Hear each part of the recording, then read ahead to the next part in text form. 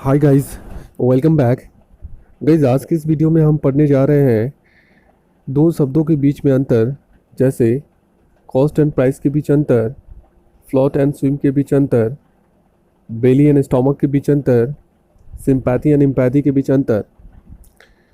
हमें से बहुत सारे लर्नर्स इस बात को लेकर कंफ्यूज रहते हैं कि आफ्टर ऑल इन दोनों शब्दों के बीच में क्या फ़र्क है। चलिए उनके कन्फ्यूज़न को ख़त्म करते हैं। तो वीडियो को एंड तक ज़रूर देखिएगा, और यदि आप मेरे चैनल पर नए हैं तो प्लीज़ चैनल को सब्सक्राइब कर दीजिएगा। चलिए शुरुआत करते हैं। सबसे पहला वर्ड है कॉस्ट एंड प्राइस, जो कि दोनों की हिंदी होती है कीमत या दाम। तो फिर इन दो शब्दों के बीच में किस चीज़ का फ़र्क है, तो चलिए आइए समझते हैं। सबसे पहले बात करते हैं कॉस्ट की।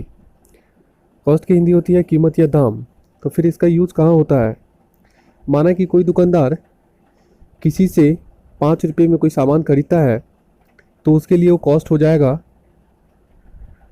और यदि उसी सामान को 6 रुपया में बेच देता है तो उसके लिए प्राइस कहलाएगा।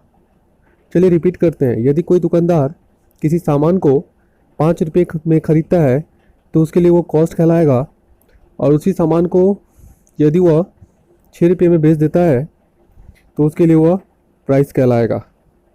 आई होप आपको समझ में आ गया होगा। चलिए नेक्स्ट डिफरेंस देखते हैं फ्लोट एंड स्विम के बीच। फ्लोट एंड स्विम दोनों की हिंदी तैरना होता है, तो फिर दोनों के बीच में क्या फ़र्क है, तो चलिए समझते हैं।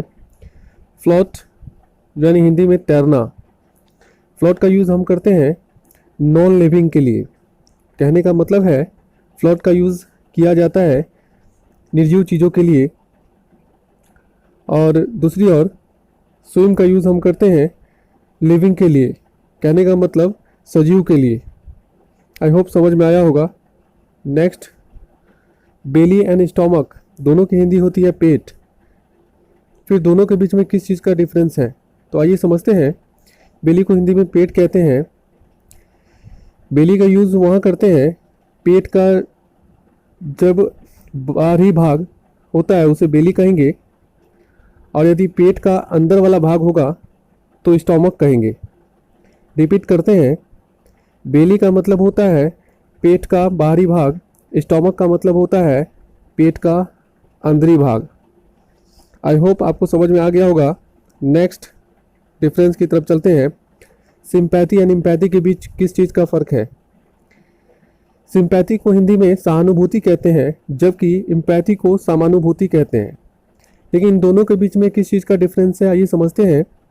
सिंपैथी का यूज़ हम तब करते हैं जब किसी के दुख में हम उन्हें समझाते बुझाते हैं कि माना कि किसी के साथ कोई घटना घट गई और उन्हें ये कहते हैं कि ईश्वर की देन है, ऐसे ही होता है सबके साथ, तो वह सिंपैथी कहलाएगा। और दूसरी ओर जब किसी के साथ कोई घटना घटती है और वही चीज़ दूसरे के साथ घटित होती है, सेम चीज़, तो वह समानुभूति कहलाएगा।